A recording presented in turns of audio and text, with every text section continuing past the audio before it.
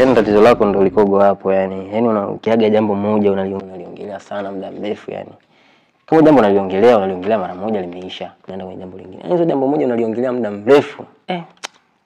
Kwa hiyo baby mimi naongelea jambo moja muda mrefu sana. Yaani ukishikilia jambo lako yani umalizi, yani muda mrefu yani unaongea muda mrefu. Ongea mara moja umemaliza, watu wanafuata. Watu wana mambo mengi, yani ongea jambo moja umemaliza, pata mambo mengine. Ila unajua nini baby? Connecting. Nakuvumilia kwa sababu nakupenda. Kumbe unanipenda. Asante. Yaani baby nakwambia nakupenda unaniambia asante. Sasa unataka nisemaje?